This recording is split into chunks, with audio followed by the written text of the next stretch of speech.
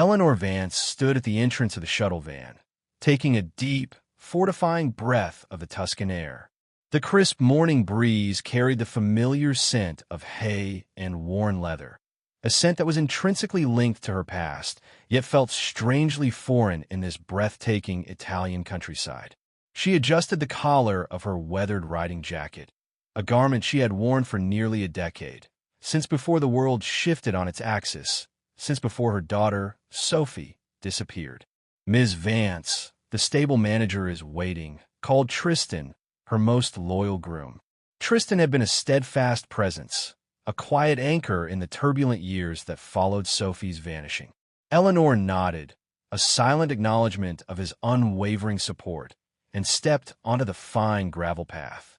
Around her, the grounds of Siena's prestigious equestrian center buzzed with a vibrant energy. Riders from across the globe, their faces a mixture of nerves and anticipation, led magnificent horses, their coats gleaming in the morning sun. Sponsors and judges congregated in small, animated groups, their voices a low murmur of international equestrian jargon. Flags from dozens of nations fluttered overhead, a colorful testament to the international nature of this esteemed off-season event, the Paleodiana. "The tack trunk is already at our assigned stall," said Maya, her assistant trainer, falling into step beside her. Maya, young and earnest, represented the future, a future Eleanor wasn't always sure she would have. And Mira cleared quarantine yesterday afternoon. Eleanor's small team from Oregon, Tristan, Maya, and young Cole, their stable hand, looked distinctly out of place amongst the polished European entourages with their matching uniforms and corporate sponsorships. Her team wore simple navy shirts, the faded Whitmore Stables logo a poignant reminder of brighter, less complicated days. "Let's check on Mira first," Eleanor said, her voice firm despite the ache in her chest, following the signs toward the stabling area. As they walked, Eleanor couldn't help but be transported back in time, remembering when Whitmore Stables had been a name synonymous with respect and excellence in the American equestrian community. Back when her husband, Richard, was alive, and their daughter, Sophie, a whirlwind of energy and passion, spent every spare moment with her beloved horse, Willow. But all that had changed irrevocably 8 years ago. The stabling area was a marvel of temporary efficiency and luxury. Polished wood and gleaming brass fittings adorned the rows of stalls. Country flags hung above each door, and Eleanor quickly located the American flag with Whitmore Stables written on a simple placard beneath it. Inside, Mira, a magnificent bay mare with a coat that shone like polished mahogany, nickered softly in recognition at Eleanor's approach. The horse had been transported days earlier, a necessary measure to allow her time to acclimate to the new environment after quarantine.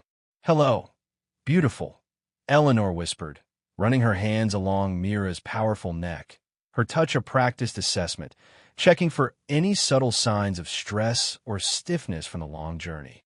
"How are you holding up?" While Tristan carefully took Mira's temperature, a routine check to ensure her well-being, Eleanor meticulously examined her legs and hooves, finding nothing concerning. Meanwhile, Maya efficiently unpacked their equipment. The custom saddle, a piece of exquisite craftsmanship imported from England that had cost Eleanor more than she could comfortably afford. The bridle with its handcrafted stitching, a testament to dedication and artistry. The array of grooming supplies, oils, and their pristine competition attire. "She's perfect," Tristan confirmed, his voice calm and reassuring. "Temperature normal, hydration good. Let's walk her," Eleanor decided. "Get her moving after all that standing around." As they led Mira through the stable lanes, Eleanor took in the surrounding competition horses. Animals worth hundreds of thousands, some even millions of euros, stood regally in neighboring stalls. Their handlers, a diverse group from various nations, spoke in a symphony of languages, creating a backdrop of international equestrian excellence.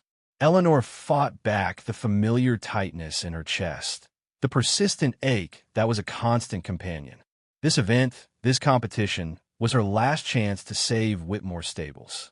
For 8 long years, since Sophie and Willow had vanished without a trace, The farm had felt less like a passion and more like a crushing burden. Financial struggles had mounted as Eleanor lost the will, the drive, to maintain the business that had once brought her family so much joy. Only in the past year had she managed to find the strength, the sheer determination, to face the harsh reality. Without a major investment or a lucrative sponsorship, Whitmore Stables would inevitably fold within months. Then had come the letter, an unexpected lifeline, an invitation from the European Equestrian Federation, offering grants to selected American breeders.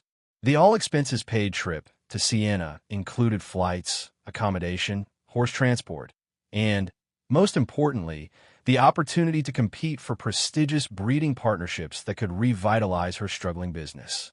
Eleanor didn't fully understand why they had selected her modest farm, so far removed from the glitz and glamour of the international circuit, but she hadn't been in a position to question the blessing, the flicker of hope it offered. As they turned a corner in the sprawling stable complex, Eleanor noticed a young blonde girl brushing down a stunning Palomino horse. The girl couldn't have been more than 14 or 15, Sophie's age when she disappeared.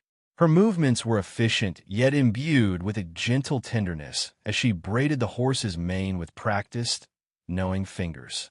The girl caught Eleanor's gaze and offered a warm, open smile. Eleanor smiled back automatically, a reflex, though her heart ached with a familiar, profound sorrow. How many times had she watched Sophie grooming Willow just like that? The familiar braid pattern, the gentle whispers into the horse's ear, a private language between girl and animal.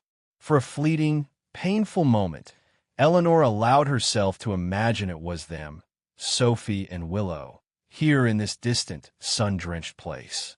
Ms. Vance, Maya's voice, practical and grounding, pulled her back to the present reality. The tack inspector will be at our stall in 15 minutes. Right? Eleanor said, blinking away the lingering image, the phantom ache. Sophie would be 22 now, not this young girl. Let's head back. They circled the complex once more, allowing Mira sufficient time for a proper exercise after her journey, before returning to their assigned stall. The team worked with a seamless, quiet coordination. Tristan, his hands strong and capable, brushed Mira's coat to a mirror shine. Maya prepared the saddle pad, affixing their competition number with precision. Cole, the youngest of the team, meticulously cleaned every piece of metal on their tack until it gleamed, reflecting the dedication they all shared. Eleanor supervised, her eyes missing nothing, as they braided Mira's mane in the traditional dressage style, 43 small, tight braids that would hold perfectly through her performance, a testament to discipline and presentation. The ritual was soothing, familiar, a comforting reminder of why she had once loved this life, before grief had cast its long shadow. Just as they finished a final, satisfying tuck of a braid, Eleanor glanced across the arena to the far ring.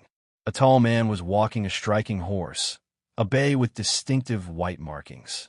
Something about his gait, the way he carried himself with an air of quiet confidence, struck Eleanor as familiar. "Wait here," she told her team, her voice barely above a whisper. "I need to check something." But Miss Vance, the inspector, Maya protested, her brow furrowed with concern. "I'll be quick," Eleanor assured her, already walking with purpose toward the far ring. As she drew closer, recognition dawned, a jolt of surprise. The impeccably dressed man, his silver-streaked hair catching the sunlight, his Italian leather boots gleaming, was Gregorio Duca. Eleanor hadn't seen him in years, not since the intensive, agonizing search for Sophie. Gregorio had owned property neighboring hers in Oregon's fertile Willamette Valley. He had been a fixture in their lives once, Richard's closest friend, a generous benefactor to their farm, a man who brought expensive wine to dinner and offered sage, insightful business advice after Richard's illness had cruelly taken him. Gregorio had remained present for a while after Richard's death, offering support and kindness. But after Sophie's disappearance, as Eleanor retreated into the isolating fog of grief, their connection had dissolved, the shared history overshadowed by unspeakable loss. Yet here he was, thousands of miles from Oregon, leading a magnificent horse around a practice ring with the easy confidence of someone accustomed to moving through the world's most elite circles. Eleanor stood at the edge of the ring, observing him for a moment, a complex swirl of emotions churning within her. Gregorio spotted her, and his face lit up with immediate recognition. His wide, charismatic smile hadn't changed at all.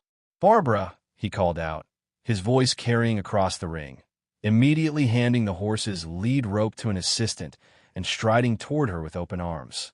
What an extraordinary surprise. He embraced her warmly, the familiar scent of his expensive cologne, a blend of citrus and sandalwood, bringing back a flood of memories of happier, less burdened times. "Gregorio," she said, genuinely pleased despite her surprise. "I had no idea you'd be here." "The equestrian world is small," he replied. His Italian accent, she noticed, had become more pronounced over the years, though his English remained impeccable. "How have you been, my dear? It's been, what, 5 years?" "8." Eleanor corrected quietly, the single word a heavy weight in the air between them. Understanding flashed across his features, a brief shadow of sympathy. "Of course, 8 years. I'm so sorry, Barbara. Time has its way of blurring in my mind." He squeezed her shoulder gently, a gesture of comfort. "And how is the farm?" "Whitmore Stables, still producing champions, I hope." Eleanor hesitated, then decided there was no point in pretense, in painting a false picture. "It's been difficult, to be honest. After Sophie, well, the heart went out of the business." She took a deep breath, the Tuscan air doing little to ease the tightness in her chest.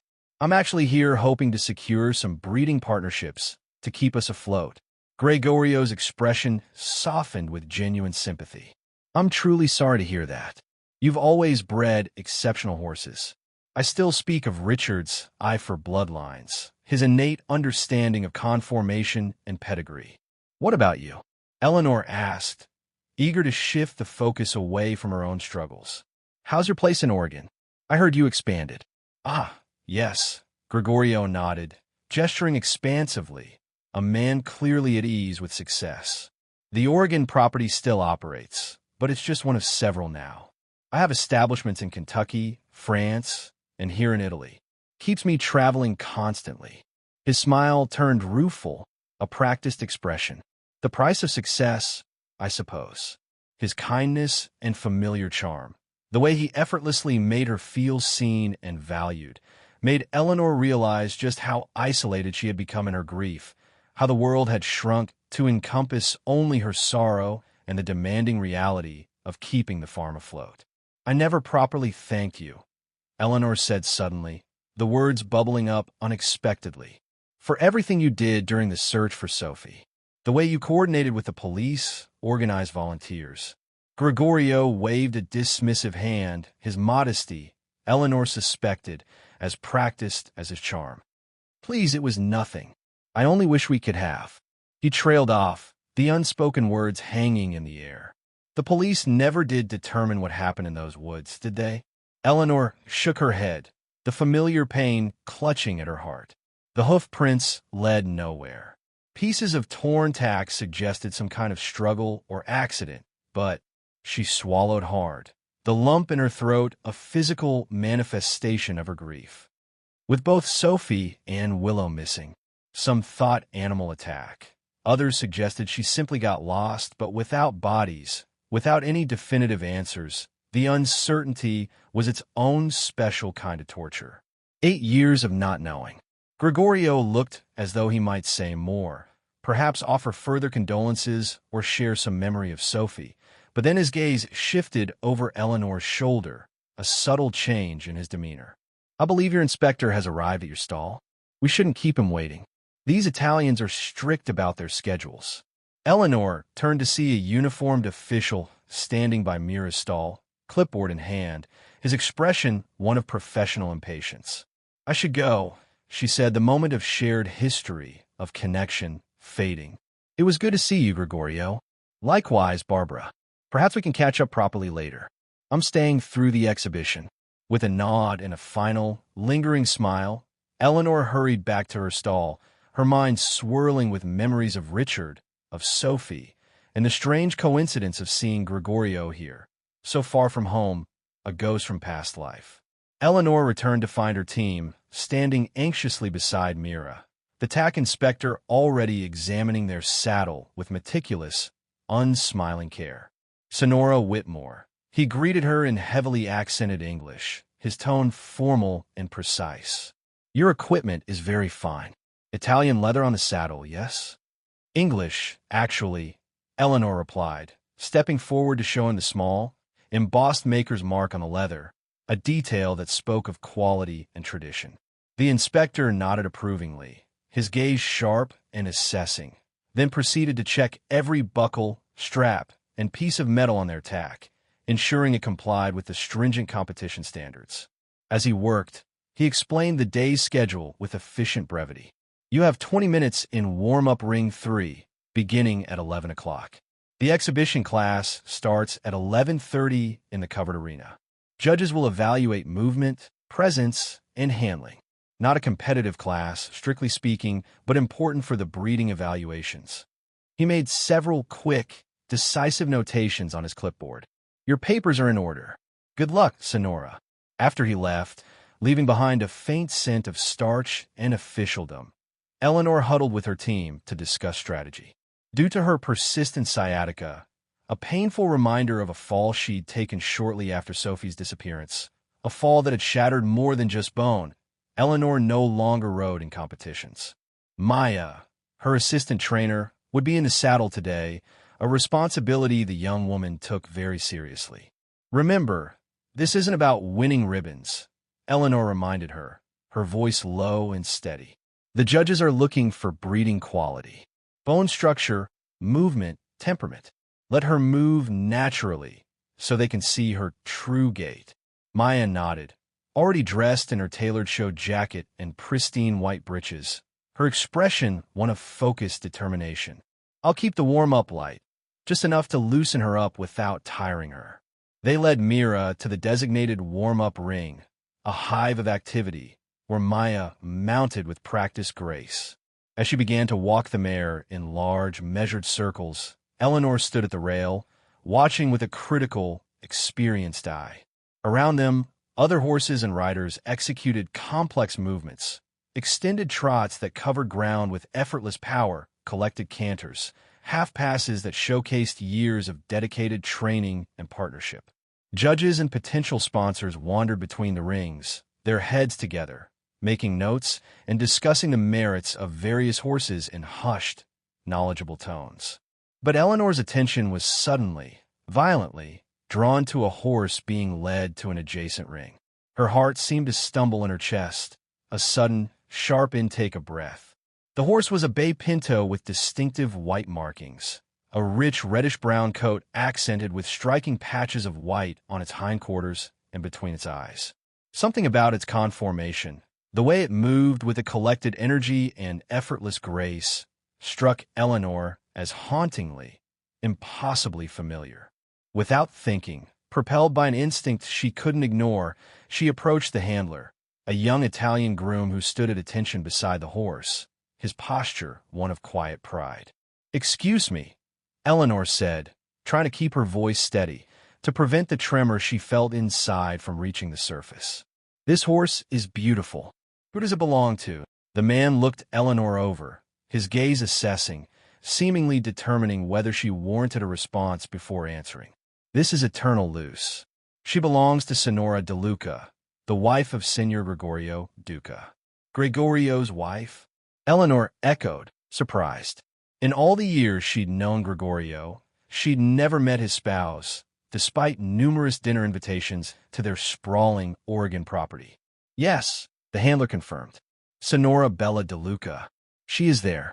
He gestured toward a shaded gazebo where a slender woman in large, dark sunglasses sat alone, a glass of white wine held loosely in her hand. "Senor Duca will ride Eternal Luce in the exhibition class later," the handler added, offering a piece of unsolicited information. "Special showcase, not for competition." "Thank you," Eleanor murmured, her attention already back on the horse. The markings, the conformation, Even the way the horse tossed its head impatiently, a subtle, familiar gesture.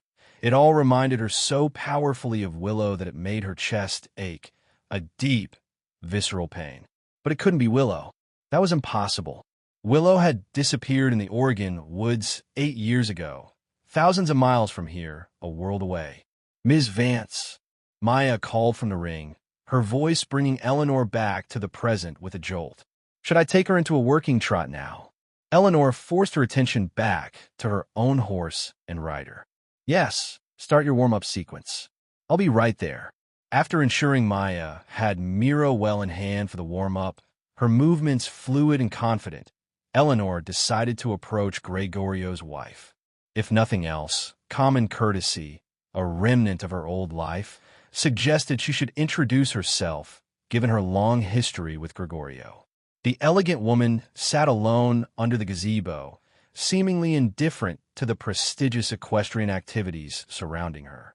Her designer's sunglasses obscured her eyes, creating a barrier, and her posture, one leg crossed elegantly over the other, wine glass held loosely in manicured fingers, suggested both refinement and a profound boredom.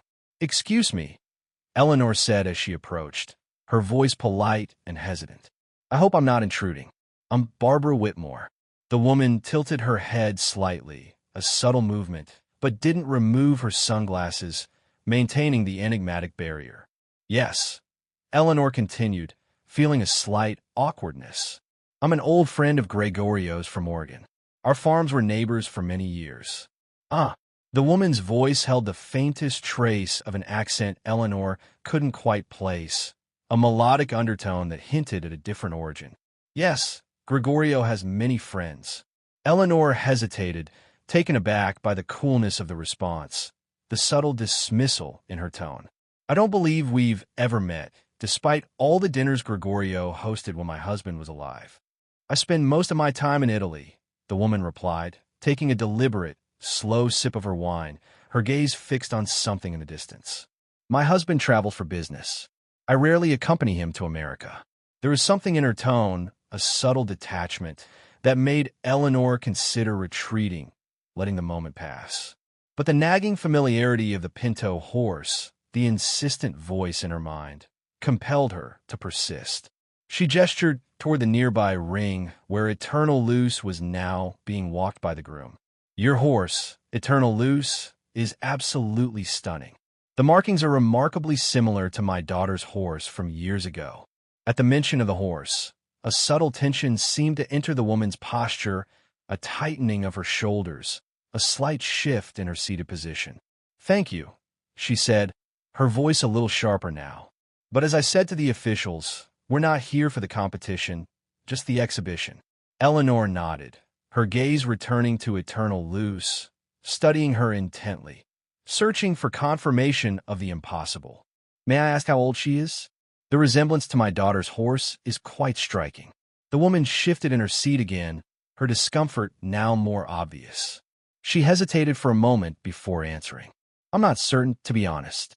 Gregorio gave her to me as a gift, perhaps 7 or 8 years ago." She waved a hand vaguely, a dismissive gesture. "I'm not particularly interested in the technical aspects."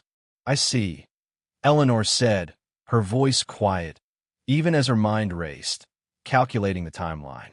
8 years ago, exactly when Sophie and Willow had disappeared. The coincidence, if it was a coincidence, was too profound to ignore. "I should find my husband," the woman said abruptly, rising from her seat with a fluid motion. "He gets distracted at these events." As she stood, Eleanor caught the direction of her gaze through the tinted lenses of her sunglasses, focused across the grounds where Gregorio stood, surrounded by a small crowd, including several young women with cameras, their faces upturned and smiling. "You never know with men," the woman added with a coldness that belied her attempt at humor, a cynicism that was palpable. "One minute they're taking pictures, the next it's dinner, and then, she made a dismissive gesture with her fingers, a flick of her wrist. The bitterness in her voice caught Eleanor off guard. This did not sound like a happily married woman, a woman content with her life. "I'm sorry, I didn't catch your name," Eleanor said, a genuine curiosity in her voice. "Bella," the woman replied. Bella DeLuca. Without further conversation, without another glance at Eleanor, Bella walked away, her stride purposeful, as she headed toward her husband. Eleanor watched as Bella approached Gregorio, who immediately put his arm around her for a photo opportunity, his smile never wavering, a mask of affable charm. But even from a distance, Eleanor could sense the performative nature of their interaction, the forced intimacy. Something about their relationship, the subtle tension beneath the surface, struck her as deeply wrong, a facade maintained for public consumption that masked a more complex, perhaps even sinister, reality. As Eleanor turned to rejoin her team, her mind kept returning to Eternal Luce. The timing of Bella's acquisition of the horse, the distinctive markings, the unnerving resemblance to Willow, it seemed too coincidental to be mere chance. But what would Gregorio be doing with her daughter's missing horse? The very idea was absurd, a fantastical notion born of grief and desperation. Yet, the image of Willow, the beloved horse that had vanished with her daughter, was seared into her memory, and the horse in the ring was undeniably, breathtakingly similar. Eleanor returned to the warm-up ring just as Maya was concluding Mira's preparation. The mare moved beautifully, her strides fluid and powerful, exactly what the judges would be looking for in breeding stock. "She's ready," Maya reported as she walked Mira to the rail, her voice filled with quiet confidence. Responsive and forward without being too hot.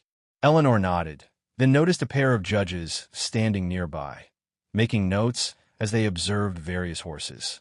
She approached them with a professional smile, a practiced mask of composure. "Good morning, gentlemen. I'm Barbara Whitmore of Whitmore Stables." The older of the two judges, a distinguished-looking man with a silver mustache and keen eyes, inclined his head. "Ah, yes, from Oregon, correct? We were just admiring your mare. Exceptional conformation." "Thank you," Eleanor replied, a flicker of pride in her voice. "She represents our best breeding program, though I'll admit our farm has faced challenges in recent years." "We're aware," the judge replied, his tone understanding. "Your application was quite candid about your financial situation. It's precisely why the Federation extended the invitation, to help preserve bloodlines that might otherwise be lost due to economic factors rather than quality issues." His colleague, younger but equally observant, added, "You should prepare to bring your horse into the indoor arena soon. The exhibition class begins in 10 minutes. As they walked toward the covered arena, a vast, climate-controlled structure with perfect footing and tiered seating for spectators, Eleanor remained by Mira's side, offering quiet encouragement to both horse and rider. While waiting for their turn, Eleanor noticed Eternal Luce being led toward the arena by a handler. Neither Bella nor Gregorio were in sight. The horse's resemblance to Willow continued to nag at her, a persistent, unsettling feeling. Deciding to use this opportunity to network, to potentially secure a future for Whitmore Stables, Eleanor approached a group of breeders gathered near the entrance. Before she could introduce herself, however, she overheard snippets of their conversation, voices lowered in a mix of gossip and speculation. His wife seemed quite upset, probably because he increased his charitable donation without consulting her. "No, I think it's because she wanted to take Eternal Luce home early." Eleanor slowed her approach, realizing they were discussing the Dukas. She changed direction, uncomfortable with the idea of joining a gossip session about people she knew, especially when one had once been a close family friend. As she turned away, she spotted Bella standing alone near the refreshment table, another glass of white wine in hand. The woman's posture radiated tension and isolation, a stark contrast to the polished social interactions around her. Against her better judgment, compelled by an instinct she couldn't fully explain, Eleanor approached her again. "Hello. I'm not in the mood for small talk." Bella cut her off immediately, her voice low and sharp, a cutting edge to her words. Eleanor paused, taken aback by the bluntness, the raw, exposed vulnerability in her tone. "I'm sorry to disturb you." Something in Eleanor's tone, a genuine empathy that resonated with Bella's own hidden pain, must have reached her because Bella's rigid posture softened slightly. "No, I apologize. That was rude. She sighed, a sound of weary resignation.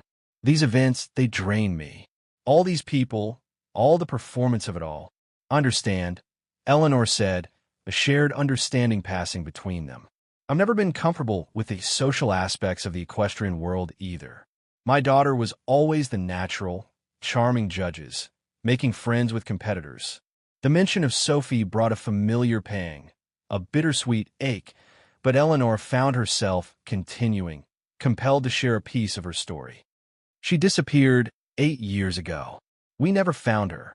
Bella removed her sunglasses, revealing tired eyes that held a depth of sorrow and, unexpectedly, genuine sympathy.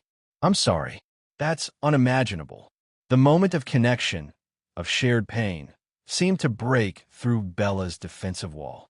She took a large, fortifying sip of wine, then said, her voice low and confiding, Gregorio forced me to come today. He knows I hate these events, the media attention, the fake smiling. She leaned closer to Eleanor, her voice dropping to a whisper.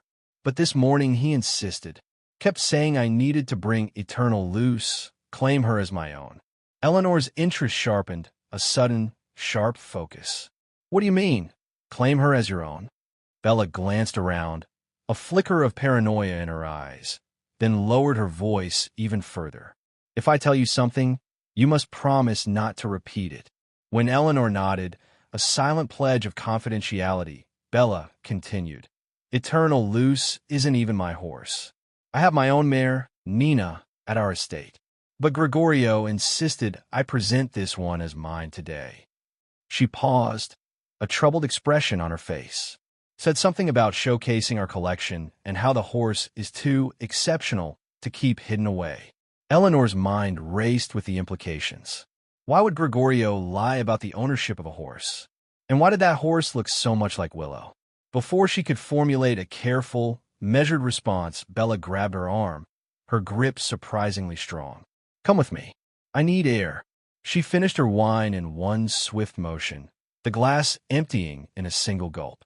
Everyone thinks marrying money means freedom, but it's just a different kind of cage. The property, the income, it all comes with strings. Look at all this. Her voice dropped even lower, a confessional whisper. Sometimes I think I should just divorce him and be done with it. Without waiting for an answer, without another word, she pulled Eleanor away from the exhibition hall, out into the bright, warm Tuscan sunshine. Outside the exhibition hall, Bella moved with a surprising purpose for someone who had consumed at least 2 glasses of wine in a short amount of time. She paused at a refreshment table to claim yet another glass, her movements automatic, a practiced habit, then reached into her designer purse and extracted a small pill. Just my medication, she explained, catching Eleanor's concerned glance, a fleeting moment of self-awareness. Lorazepam. Doctor's orders. Helps with. She waved her hand vaguely, encompassing the entire scene, the overwhelming performance of all. All of this.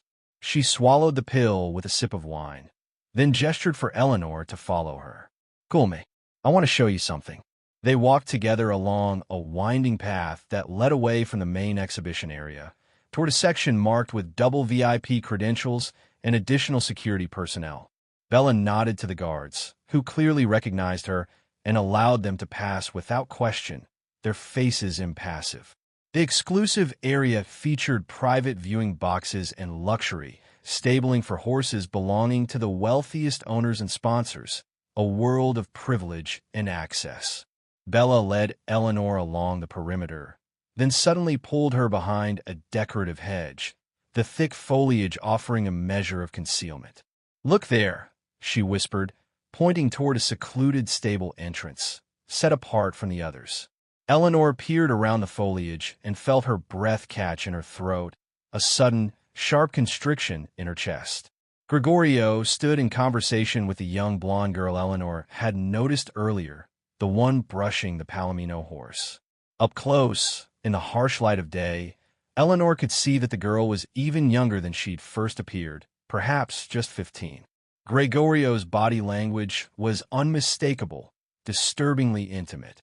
One arm was propped casually against the stable wall beside the girl's head, leaning down to speak to her with an intensity that made Eleanor's skin crawl, a sickening wave of unease washing over her.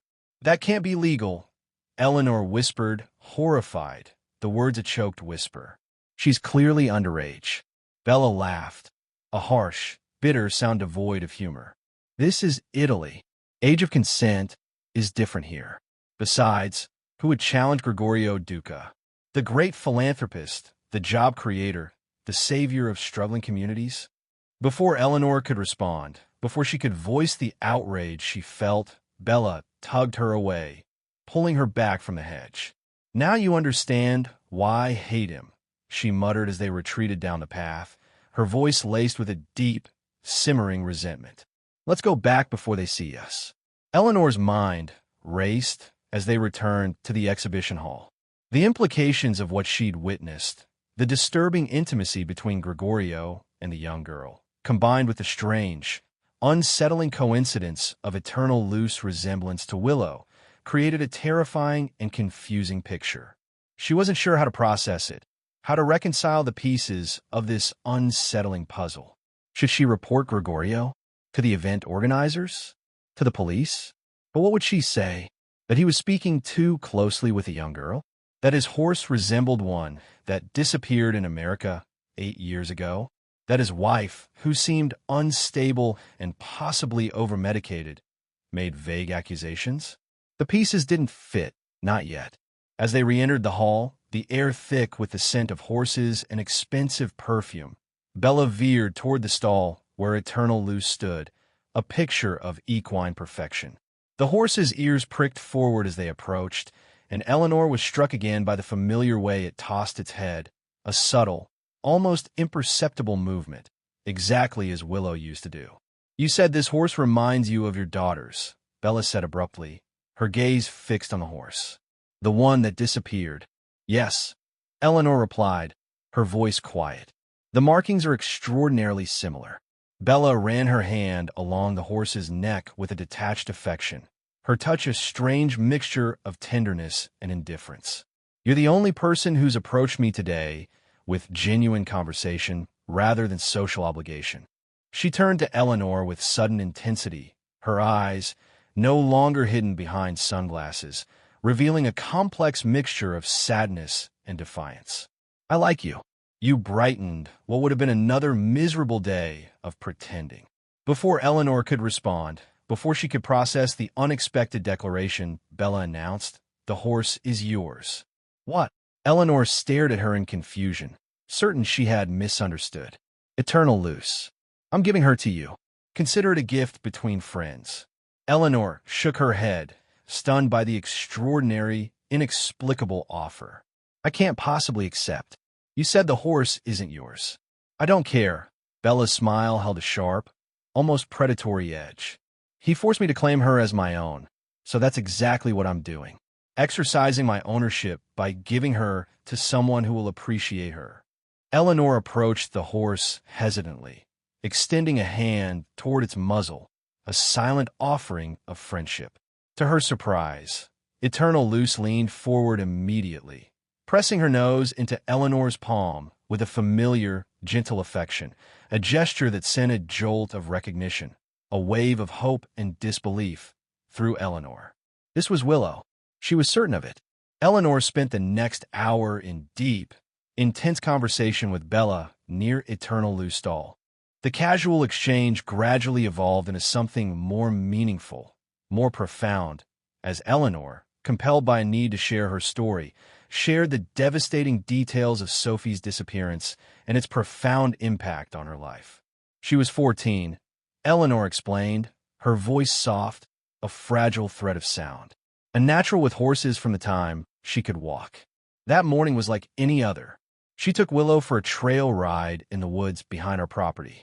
When she didn't return for lunch, I wasn't immediately worried, but by dinner, as Eleanor spoke, she became increasingly aware of the many undeniable similarities between Willow and Eternal Luce, not just in appearance, in the striking white markings and the rich bay coat, but in mannerisms, in the subtle, unique ways the horse moved and interacted.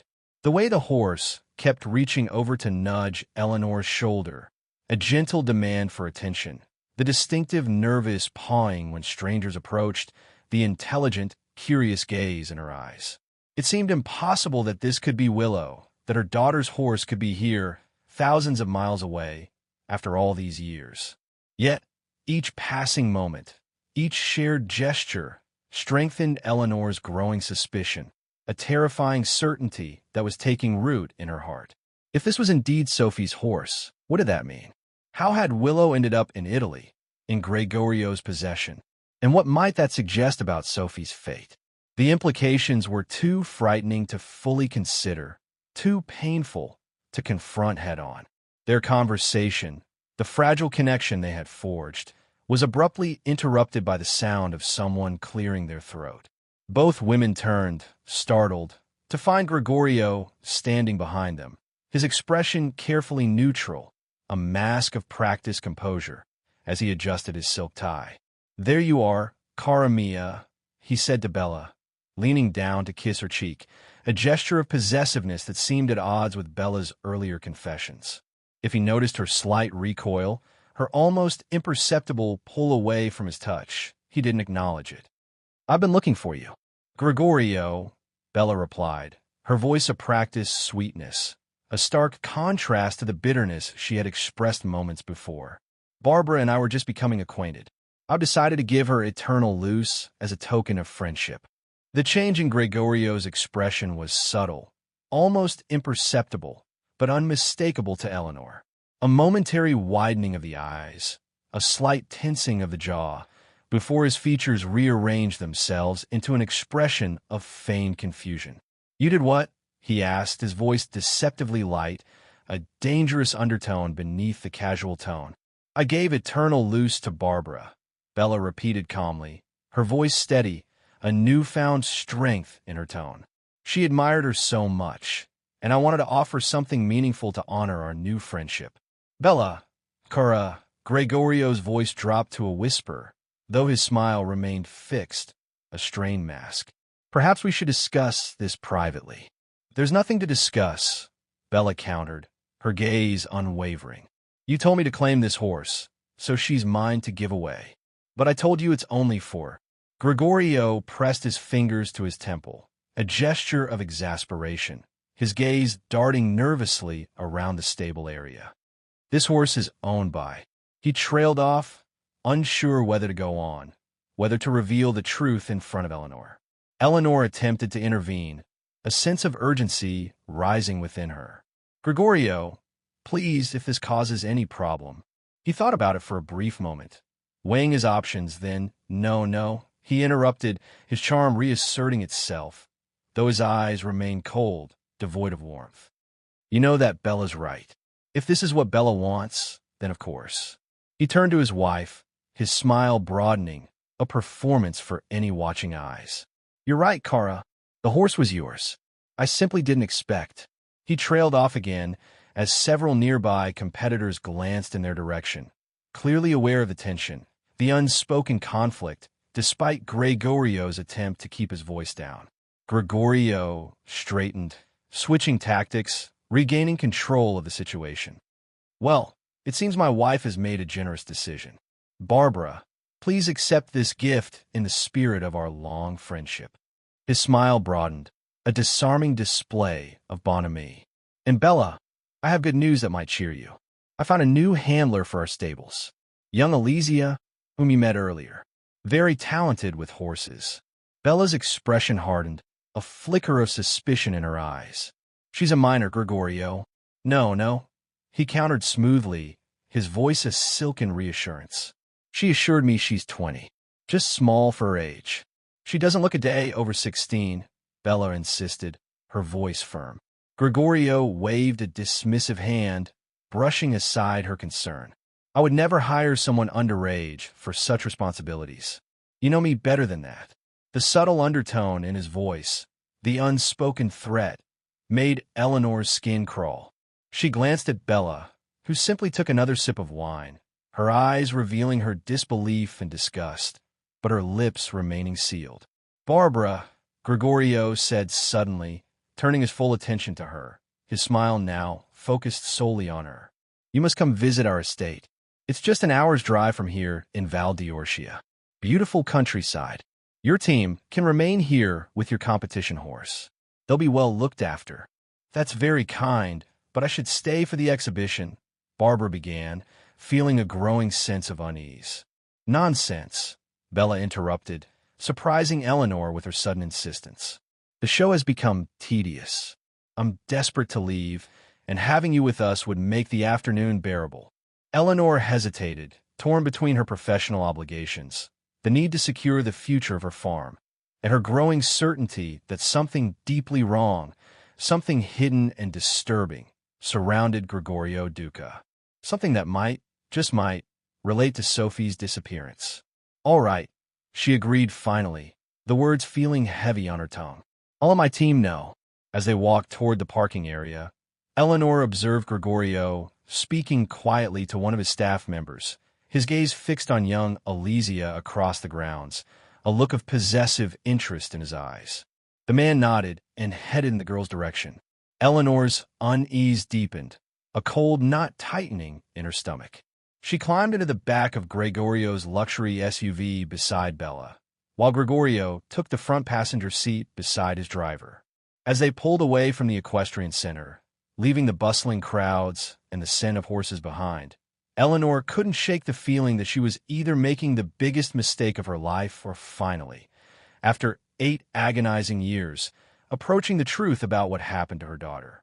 The drive to Val d'Orcia took them through some of Tuscany's most breathtaking landscapes. Rolling hills dotted with ancient cypress trees, their dark forms silhouetted against the sky, stood sentinel over meticulously kept olive groves and vineyards that stretched to the horizon. Under different circumstances, Eleanor would have been captivated by the sheer beauty of the scenery, the timeless charm of the Italian countryside.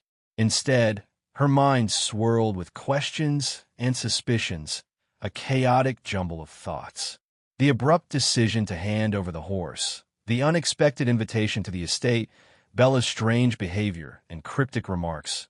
She couldn't quite read Gregorio's intentions. Was she overanalyzing everything, projecting her grief and longing onto a simple coincidence just because the horse looked so much like Willow? Or was there something deeper going on, something sinister and hidden that she hadn't yet uncovered? Welcome to Villa Duca, Gregorio announced proudly as the car turned onto a long, tree-lined driveway bordered by towering cypress trees, their tops reaching for the azure sky. Eleanor gasped despite herself. Gregorio's estate was magnificent, a sprawling testament to wealth and history. A beautifully restored 16th-century villa perched on a hillside, it was surrounded by meticulously maintained gardens, fragrant with the scent of roses and lavender, ancient olive groves, and what appeared to be world-class equestrian facilities, a complex of stables and arenas that rivaled anything she had ever seen. Servants appeared immediately as the car came to a stop, opening their doors with quiet efficiency. Eleanor noticed that Bella barely acknowledged the staff as she headed straight for an outdoor seating area overlooking the horse paddocks, her movements quick and decisive. Gregorio led Eleanor to join his wife, where a server quickly appeared with a tray of wine and light refreshments, their movements silent and deferential. The estate has been in my family for generations, Gregorio explained, gesturing toward the surrounding property with a sweeping hand, an expression of pride on his face. Though I've made significant improvements to the equestrian facilities in recent years.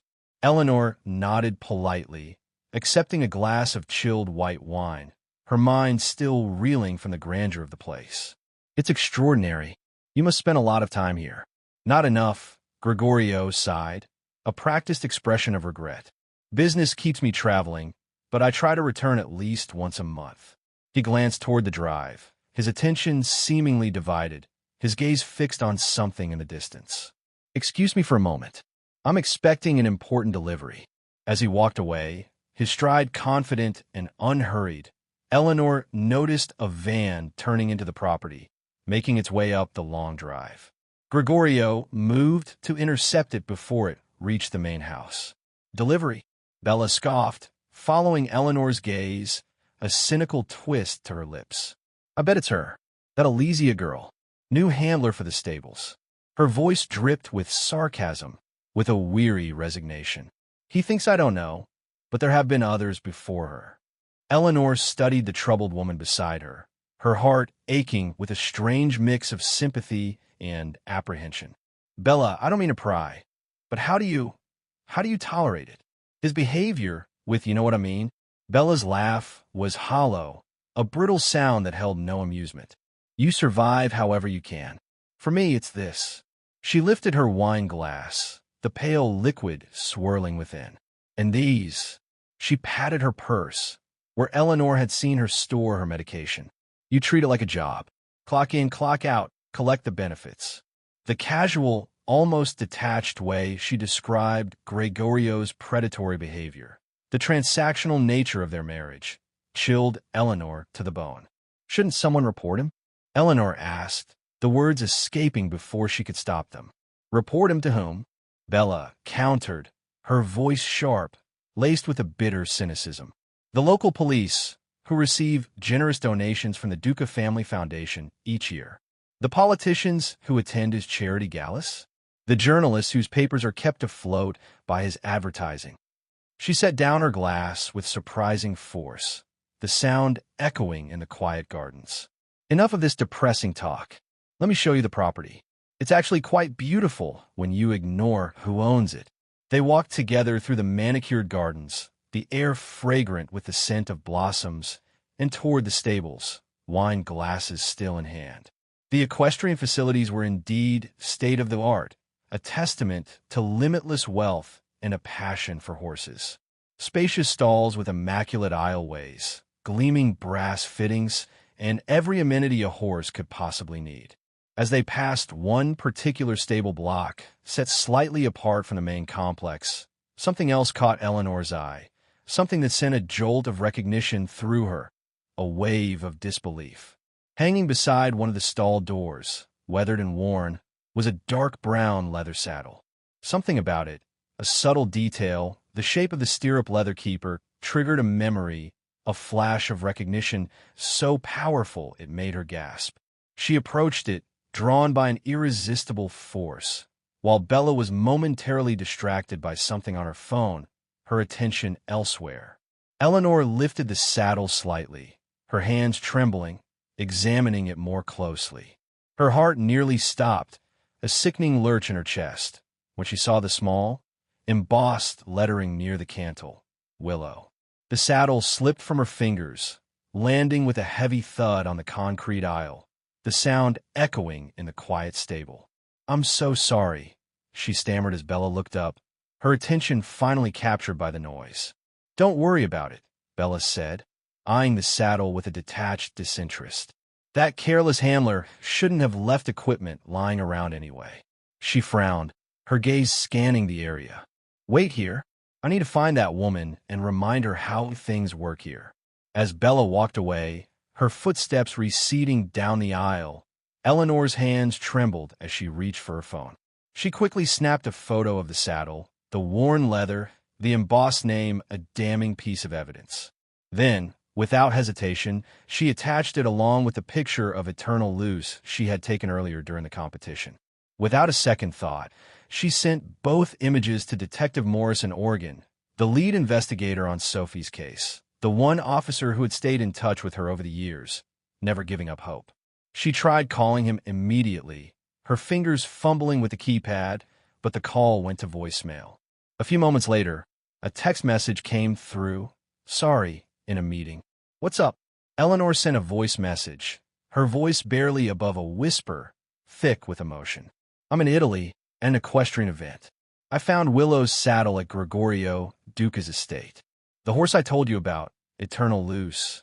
I'm certain the saddle belongs to her. It's Willow. Gregorio insists the horse belongs to someone else, but he wouldn't say who. I have a strong feeling Sophie might be here. Something about this place feels very wrong. The detective's response came quickly, a lifeline thrown across the vast distance. If confirmed, this changes everything. We'll coordinate with FBI for international action. Be extremely careful. If Duca has connections to transport a horse internationally without raising flags, he likely has law enforcement connections. Don't trust local police. This will take time to arrange properly. Eleanor's mind raced, a whirlwind of fear and dawning realization. If Willow's saddle was here, and Eternal Luce was indeed Willow, what did that mean for Sophie? The presence of her daughter's horse and tack, here at Gregorio's secluded estate, suggested a terrifying possibility, a horrifying truth. That Gregorio might somehow be involved in Sophie's disappearance, in a way she had never imagined. She couldn't wait for the FBI, for international action. She might never get this chance again. Eleanor looked around, noting that Bella had disappeared from sight, her search for the careless handler taking her elsewhere. Taking a deep, shaky breath, Eleanor decided she had to investigate further on her own, moving with a deliberate casualness, as if she were simply exploring the extensive facilities. Eleanor walked deeper into the stable complex, past the main buildings, toward what appeared to be residential quarters. A modest farmhouse, separate from the grand villa, stood nestled amongst the trees, likely housing for stable staff and handlers. She approached it cautiously, glancing over her shoulder to ensure she wasn't being observed, her heart pounding in her chest like a drum. The door was unlocked, a common occurrence in such a remote, private property, where security relied on isolation and the assumption of trust. Inside, she found a simple common area with a small kitchenette and several doors leading to what she assumed were bedrooms. One door stood slightly ajar, a sliver of light escaping from within. Eleanor hesitated for a moment, her hand hovering over the doorknob, then pushed it open further, peering inside.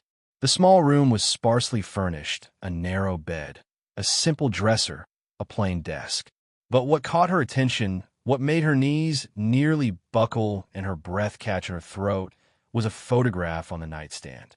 Her knees nearly buckled as she recognized the face smiling from the frame. Sophie. Her Sophie. The photo was recent, showing a young woman in her early 20s, her eyes bright, her smile radiant.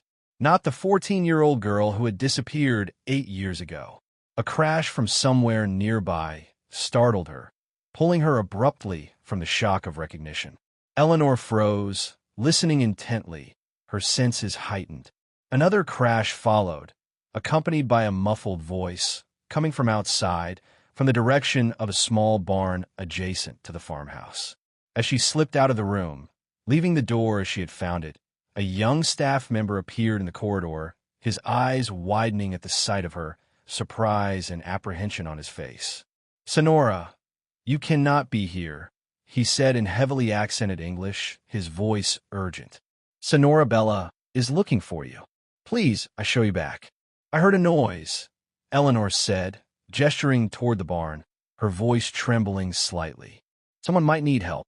No, the young man insisted, reaching for her arm, his grip gentle but firm. "Please, this area is private, for staff only." Eleanor ignored him, propelled by an instinct stronger than caution, stronger than fear. She pushed past him, her gaze fixed on the barn, and hurried toward it. The door wasn't locked. She pulled it open to find Gregorio pressing a dark-haired young woman against the wall, his body language undeniably aggressive. Both turned at her entrance, startled by the interruption, their expressions a mixture of surprise and annoyance. The young staff member arrived behind Barbara, breathless from trying to catch up, his face pale with fear. "I'm sorry, Senor Duca," he stammered, his voice shaking. "I tried to—" "It's fine, Dalto," Gregorio interrupted, his voice eerily calm, the sudden shift in his demeanor more terrifying than anger. "She was meant to find us eventually. Go back to the house. Tell Augusto to attend to Lady Bella. He'll understand." The young man hesitated briefly, a flicker of fear and indecision in his eyes, then retreated, closing the door behind him, leaving Eleanor alone with Gregorio and the young woman. Gregorio moved with surprising speed and strength for a man his age. Before Eleanor could react, before she could even cry out, he struck her across the face with an open palm. The blow sent her stumbling backward, momentarily disoriented, a sharp pain blooming in her cheek. By the time she regained her balance, shaking her head to clear the sudden dizziness, he had seized a length of rope hanging from the wall and was advancing toward her, his eyes cold and hard. "You always were too curious for your own good, Barbara," he said, his cultured voice now flat and chillingly devoid of warmth. "Always asking questions, always looking for explanations." Richard understood discretion. "You never did." Eleanor backed away, her heart pounding, but found herself trapped against the barn wall, a dead end. "What have you done with my daughter?" she demanded, her voice raw with emotion. Gregorio smiled, a cruel, humorless expression as he grabbed her wrists, binding them together with practiced, efficient movements. "Done with her? I've given her opportunities she never would have had in your little farm in Oregon." He secured the rope to a metal ring embedded in the wall, effectively immobilizing her. It was then that Eleanor focused on the young woman with dark hair who remained pressed against the opposite wall, tears streaming down her face, her body trembling. At first glance, with the dark hair so different from Sophie's natural blonde, Eleanor didn't recognize her. But as their eyes met, a flood of recognition, of overwhelming relief and heartbreaking sorrow, washed over Eleanor. "Sophie," Eleanor whispered, her voice breaking, a choked sob. "Oh my God, Sophie." The young woman nodded, almost imperceptibly, her eyes filled with a complex mixture of shame, fear, and desperate hope. Rage, hot and fierce, coursed through Eleanor as she turned her tear-filled gaze to Gregorio. "You kidnapped my daughter. You've kept her prisoner for 8 years." Gregorio laughed, the sound laced with a chilling sincerity, a perverse pride in his actions. "Kidnapped? Such an ugly word. I gave her opportunities, Barbara. A luxurious home, the horse she adored. I kept Willow for her. She's been homeschooled, exposed to culture, refinement." He swept his arm around the lavish room, gesturing like a showman unveiling his masterpiece. "Look around you. Isn't this a far cry from that failing little farm you once called a future? She was a stable hand, nothing more. I offered to train her, to sponsor her, if she chose to stay with me after all. Bella's getting old and more useless by the day. You stole her life." Eleanor spat, her voice trembling with fury. "Her freedom, her childhood. I gave her a better life," Gregorio countered, his voice rising with a self-righteous indignation. "Ask her. Sophie, tell your mother how well you've been treated." Sophie's voice was barely audible, a fragile whisper. "I did what I had to do to survive, to keep Willow safe." "You see," Gregorio smiled, a triumphant glint in his eyes. "She adapted. They always do." "Ow!" Eleanor demanded, her voice hoarse. "How did you take her without anyone seeing?" Gregorio leaned against a workbench, seemingly pleased to explain his cleverness, to boast of his meticulous planning. "It was remarkably simple. I've been planning it for months, ever since I first saw Sophie at that junior dressage competition when she was 12. Such extraordinary talent, such natural grace." His eyes took on a disturbing gleam as he continued, the recounting of his crime a source of perverse pleasure. "That day, I followed her into the woods in my trailer, telling the stable hands I was visiting a breeder nearby. When she reached the most isolated section of the trail, I approached her as a friend, someone she trusted. The sedative in the water I offered her worked quickly. Willow was more difficult, had to be tranquilized separately." He described the meticulous details of his plan, the calculated steps he had taken to cover his tracks, to create false evidence of a potential accident, deliberately leaving torn pieces of tack near the trail, creating misleading hoof prints to suggest Willow had bolted. He transported Sophie and Willow to a private airfield where his connections ensured no questions were asked about the sedated girl or horse. "Falsified documents are simple when you have the right contacts," he explained casually, as if discussing a business transaction. "Sophie became my niece, traumatized by a family tragedy, coming to Italy for specialized therapy. Willow is simply an expensive import with slightly irregular paperwork. Money smooths over so many complications." Eleanor fought against her restraints, the ropes biting into her wrists, sick with the horrifying realization that all those years ago, while she was frantically searching the woods with police and volunteers, while she was consumed by grief and fear, Gregorio had been beside her, pretending to help, pretending to care, while knowing exactly what had happened to Sophie. "For 8 years," she said, her voice shaking with a mixture of fury and disbelief. "You've kept my daughter prisoner.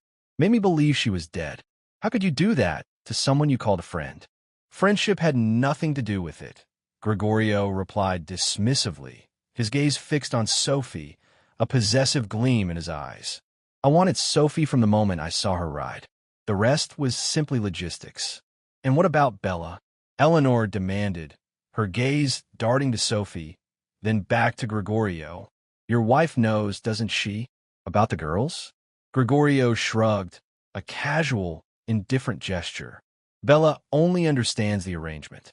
She lives in luxury, travels as she pleases, and maintains her social position.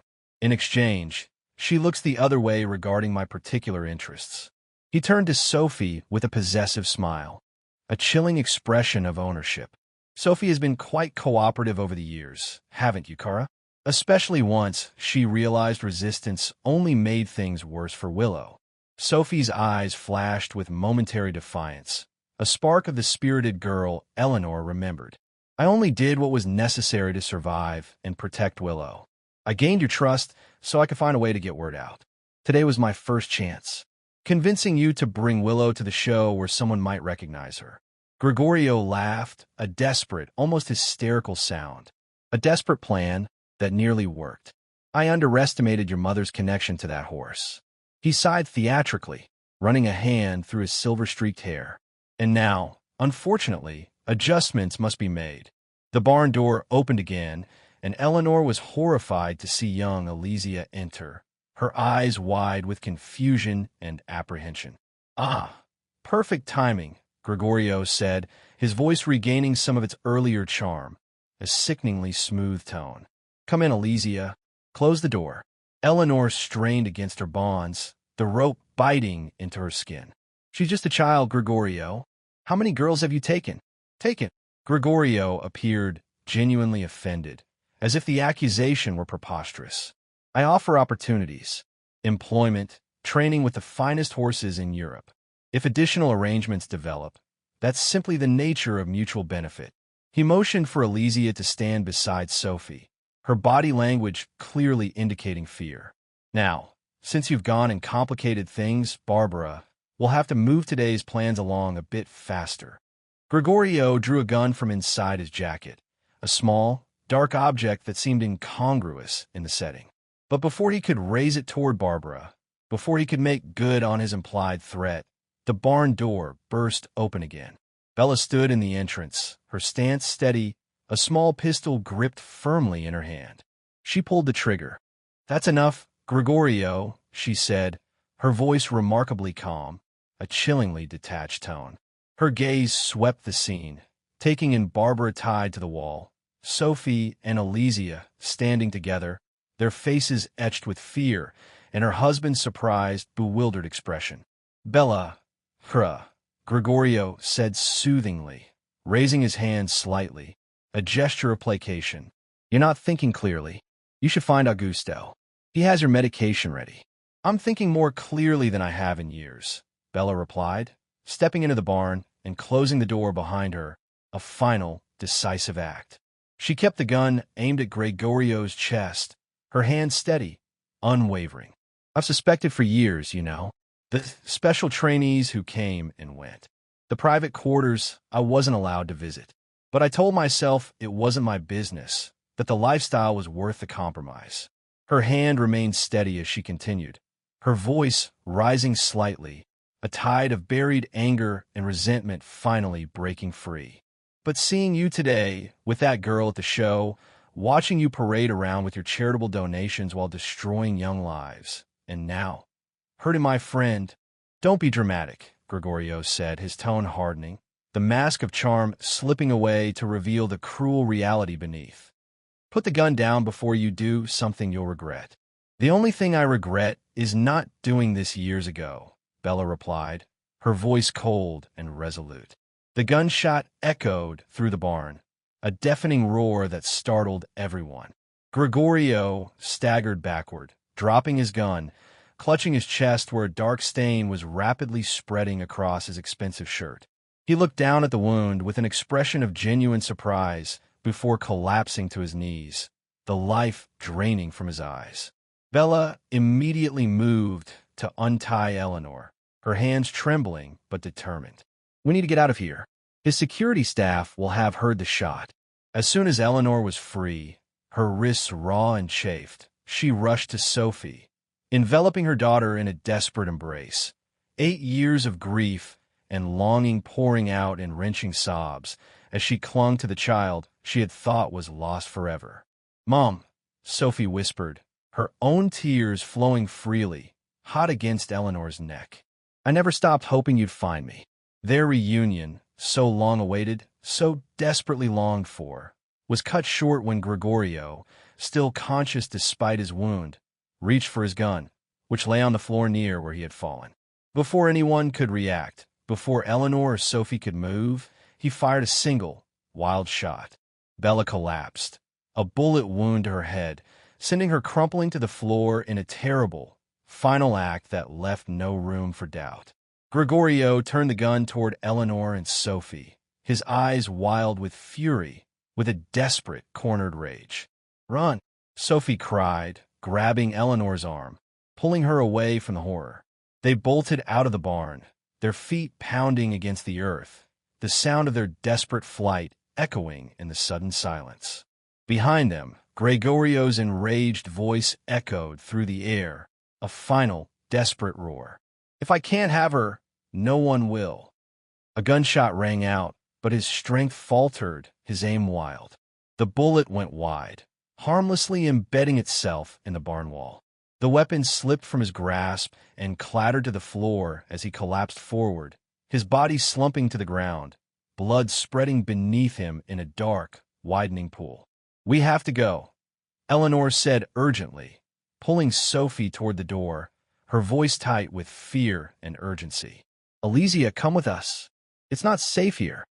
The three of them fled the barn, emerging into the bright Tuscan sunshine that seemed obscenely beautiful, tragically indifferent against the horror they had just witnessed. They ran across the grounds toward the staff quarters, the modest farmhouse where they had encountered the young man earlier. "Dalto," Sophie called out as they approached, her voice a desperate plea. "Dalto, please help us." The young staff member, Dalto, emerged from the building, his eyes widening at the sight of their distress, their tear-streaked faces, their trembling bodies. "What has happened?" he asked, looking from Sophie to Eleanor and the trembling Alizia. "Gregorio shot Bella," Eleanor explained breathlessly, the words tumbling out. "He tried to shoot us too. We need to get away from here now." Dalto's face paled, his eyes widening in understanding and fear. "The police, they're all in his pocket," Sophie interrupted, her voice urgent. "Please, Dalto, you know what kind of man he is. If you stay, you'll be implicated too." Indecision flickered across his features for a brief moment, a struggle between loyalty and self-preservation, before determination set in. "My car." "This way," he said, turning and running toward a small, modest Fiat parked behind the staff building, a stark contrast to Gregorio's luxury vehicles. They piled in, Eleanor and Sophie in the back, Alizia in the front passenger seat, and Dalto accelerated down the service drive that circumvented the main entrance, leaving the grandeur and the horror of Villa Duca behind. As they sped away from the estate, the landscape blurring past in a green and gold rush, Eleanor pulled out her phone and called Detective Morris again. This time, he answered immediately. "Barbara, are you all right?" His voice was sharp with concern. "No," she replied, her voice shaking, the raw emotion evident. "I found Sophie. She's alive. She's with me. But there's been a shooting. Gregorio Duca shot his wife, and he's been shot too. We're fleeing the estate now." The detective's tone changed instantly, shifting from concern to one of urgent professionalism, his voice calm and authoritative. "Where are you heading?" "The police station in Siena, I think," Eleanor said, looking to Dalto for confirmation. He nodded, his eyes fixed on the winding road. "That's good. Morris replied. I've already contacted our FBI attaché in Rome and the State Department. They're reaching out to the Italian authorities now. This is going to become an international incident. Barbara, I need you to go directly to the police. Don't stop anywhere else. I'll make sure they're expecting you. What about Gregorio's influence with the local police? Eleanor asked, the fear still present in her voice. That's why we've involved federal authorities and the embassy, Morris explained. This is too big for local cover-ups now. Stay on the line with me until you reach the station. As they rounded a curve in the road, they passed several police cars and an ambulance, their sirens wailing, speeding in the opposite direction toward the Duca estate. Eleanor felt a surge of relief. At least emergency services had been called, which meant someone at the estate, perhaps Augusto or another staff member, had reported the shootings. Do you think Bella could survive? She asked Sophie quietly, covering the phone's microphone with her hand. Sophie shook her head, her eyes haunted, reflecting the terrible image she had witnessed. The shot was point blank to her head. And Gregorio? He was losing so much blood. Eleanor nodded grimly and returned to her conversation with Morris, updating him on what they'd just seen, the confirmation of the unfolding tragedy. The embassy will send someone to meet you at the police station, he assured her. Don't sign anything or make any formal statements until they arrive. Just explain that you're American citizens involved in a serious incident and waiting for consular assistance. The drive to Siena seemed both interminable and too brief, a surreal journey through a nightmare. Eleanor kept her arm around Sophie, holding her close, unable to believe that after 8 years of grief and searching, her daughter was really here, beside her, tangible and alive. I never gave up, Eleanor whispered, the words of vow, a confession. Not really, even when everyone told me to accept that you were gone. Sophie leaned against her mother's shoulder, her body finally relaxing into the familiar comfort of her mother's embrace. I knew if anyone could find me, it would be you. That's why I begged Gregorio to bring Willow to the show. I thought, maybe somehow, Willow. Eleanor remembered suddenly, the other piece of the puzzle, the catalyst for this terrifying reunion. She's safe, Sophie assured her, her voice a soft murmur. Bella really did give her to you. Once we sort this out with the authorities, you'll be able to claim her officially. Eleanor marveled at the strange, improbable twist of fate that had reunited her not only with her daughter, but with Sophie's beloved horse as well. They arrived at the Siena police station, a modern building that stood in stark contrast to the medieval architecture surrounding it. Dalto parked the car and turned to them with serious, resolute eyes. I will come with you, he said, his voice firm, to tell what I know about Signor Duca. It is time someone speaks the truth. Together, the 4 of them, a bruised and weary group, entered the station. The desk sergeant looked up, his expression changing from routine indifference to one of surprise and then concern as Eleanor, her voice trembling but clear, asked for someone who spoke English and mentioned that they were expected. Within minutes, they were separated and led to different interview rooms, the bureaucratic wheels of justice beginning to turn. Before being parted from Sophie, Eleanor embraced her tightly, fiercely, a silent promise passing between them. I won't let them separate us again, she promised, her voice a fierce whisper. Not ever. The fluorescent lights of the interview room cast harsh, unforgiving shadows as Eleanor recounted everything to the Italian detective assigned to her case. Inspector Rossi, a man with tired eyes and a patient demeanor, listened intently, taking meticulous notes, his expression revealing nothing of his thoughts as she described Gregorio's confession, the horrifying details of Sophie's abduction, and the subsequent shootings. Signora Duca shot her husband, and then he shot her, he clarified, his voice low and steady.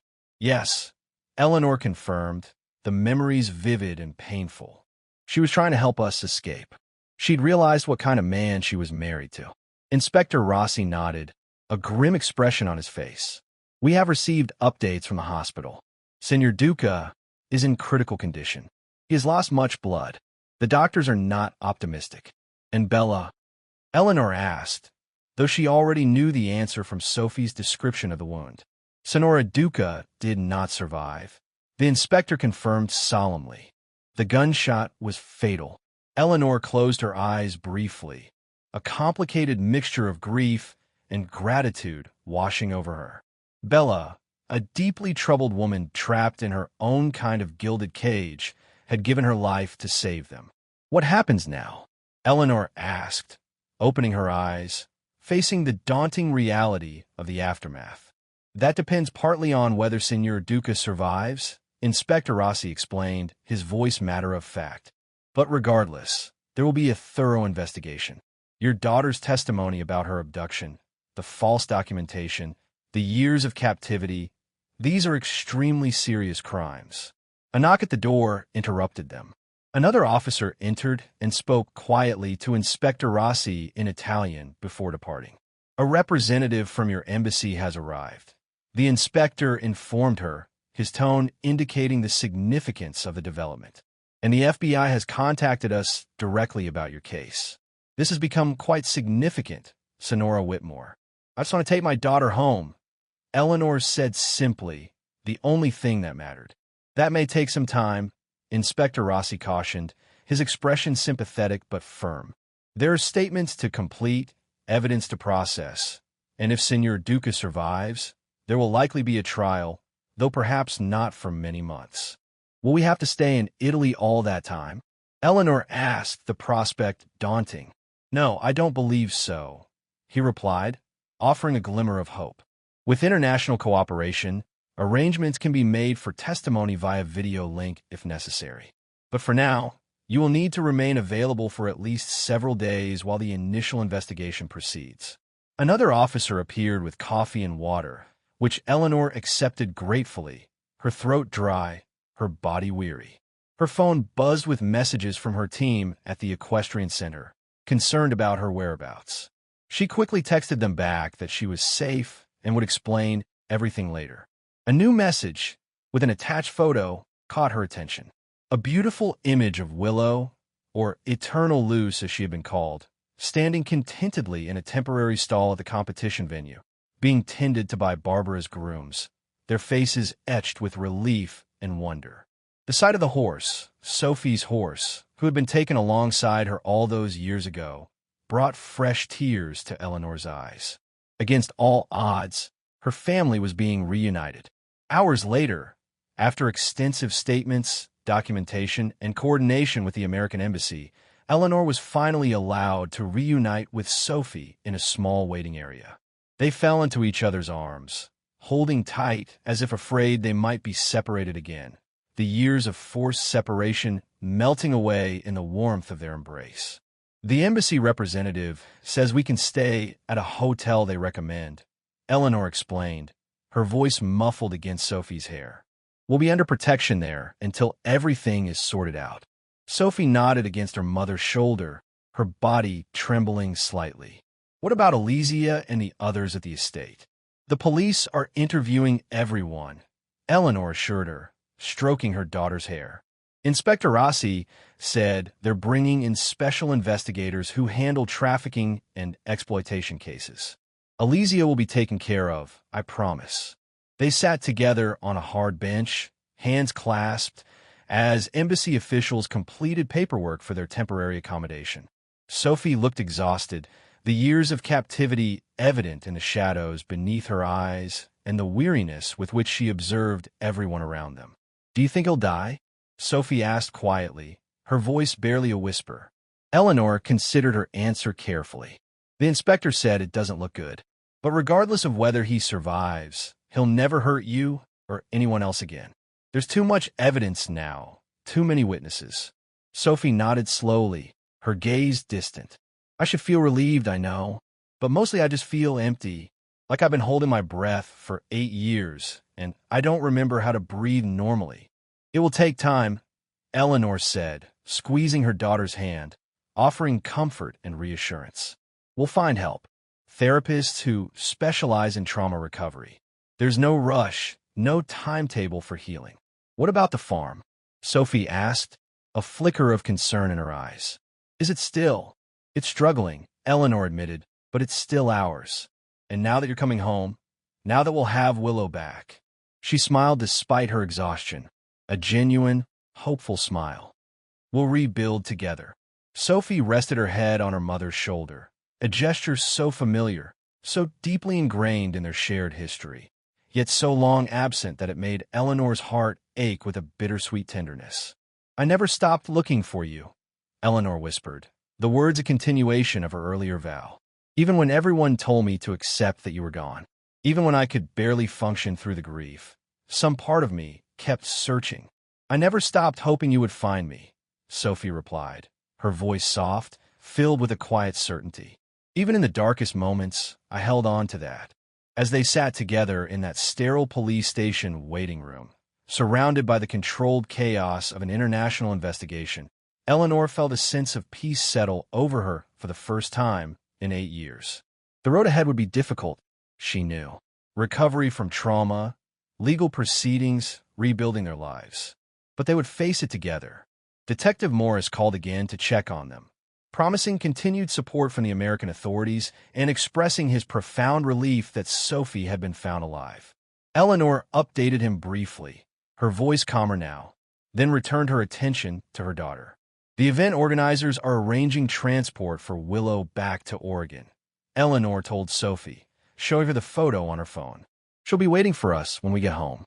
Sophie touched the screen gently, tears filling her eyes at the sight of her beloved horse, a tangible link to her stolen past. "She recognized you at the show, didn't she?" Eleanor nodded, a shared understanding passing between them. Some connections can't be broken, no matter how much time passes. As embassy officials approached to escort them to their hotel, a temporary sanctuary, Eleanor and Sophie stood together, arms around each other, a silent testament to their resilience, their unbreakable bond. They had survived the unimaginable, separation, captivity, violence, and emerged on the other side, changed, marked by their experiences, but unbroken. Outside the police station, the ancient city of Siena continued its timeless rhythms. Church bells marked the passing hours, their resonant chimes echoing through the narrow streets. Tourists strolled through picturesque piazzas, their laughter and conversation a cheerful murmur. Locals went about their daily business, seemingly oblivious to the drama that had unfolded just hours before. The contrast between the medieval beauty surrounding them and the modern horror they had endured was stark, almost jarring. Yet, as they stepped into the waiting embassy car, a symbol of safety and support, Eleanor felt hope rising within her, a fragile but persistent flame. Hope for healing, for justice, for the future that had been stolen and was now, against all odds, returned to them. The nightmare that had begun 8 years ago in the Oregon woods was finally ending here, in the rolling hills of Tuscany. The path forward would not be easy, but they would walk it together, mother, daughter, and the horse that had somehow miraculously helped bring them back to each other. In the midst of tragedy and evil, they had found their way back to one another, and that, Eleanor knew with a profound certainty, was nothing short of a miracle. Thank you for listening to this captivating story of resilience, hope, and the unbreakable bond between a mother and daughter. We hope you were moved by Eleanor and Sophie's journey and the unexpected twists of fate that brought them back together. If you enjoyed this story and would like to hear more tales of courage, mystery, and triumph, please consider subscribing to our channel. Your support helps us bring more stories like this to you. Don't forget to like this video and share it with your friends. Thank you again for joining us.